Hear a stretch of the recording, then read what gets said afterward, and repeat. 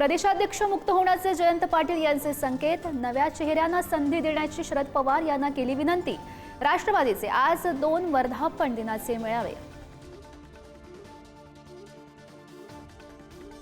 राज्य मंत्रिमंडळाची महत्त्वाची बैठक सुरू। मुंब्रा दुर्घटनेनंतर रेल्वे प्रवाशांच्या सुरक्षेबाबत होणार चर्चा, तर वाढती कोरोना रुग्णसंख्या आणि राज्यातील पीक पाण्याचा घेतला जाणार आढावा।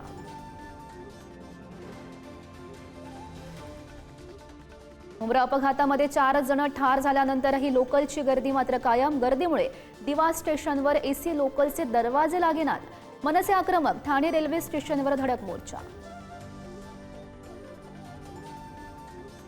मनसे नेते प्रकाश महाजन यांनी नारायण राणे विरोधात ठोठावले दंड। संभाजीनगरमध्ये क्रांती चौकात आंदोलन।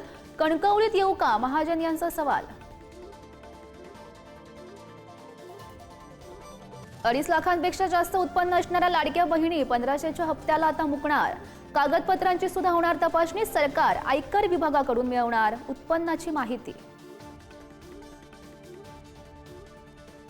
जगभरात ऑपरेशन सिंदूर आणि पाकच्या दहशतवादाविरोधात भारताची भूमिका मांडणाऱ्या शिष्टमंडळासोबत आज पंतप्रधान मोदींची बैठक। संध्याकाळी 7 वाजता दिल्लीमध्ये बैठकीचं आयोजन।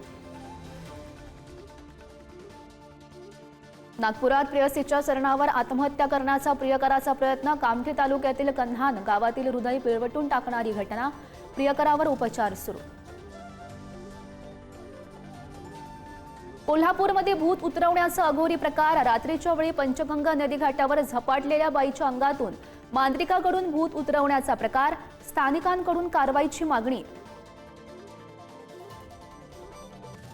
भंडाऱ्यामध्ये लग्नाच्या जेवणातून 100हून अधिक वऱ्हाड्यांना विषबाधा।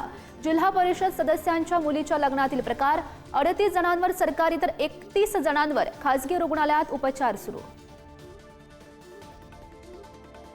महाराष्ट्राच्या लोकसंख्येमध्ये दरवर्षी होते 10 लाखांची वाढ। 2025 सालामध्ये महाराष्ट्राची लोकसंख्या 12.83 कोटी, महिलांची संख्या 6.16 कोटी। संतश्रेष्ठ निवृत्तीनाथ महाराज यांच्या पालखीचं आज नाशिकमधून प्रस्थान। मुक्ताईंची पालखी सुद्धा जळगावमधून बुलढाण्यामध्ये दाखल, तर कर्नाटकमधील अंकलीमधून श्रीमंत शितोळे सरकार यांच्या माऊलींचा अश्वांचा प्रवासही सुरू।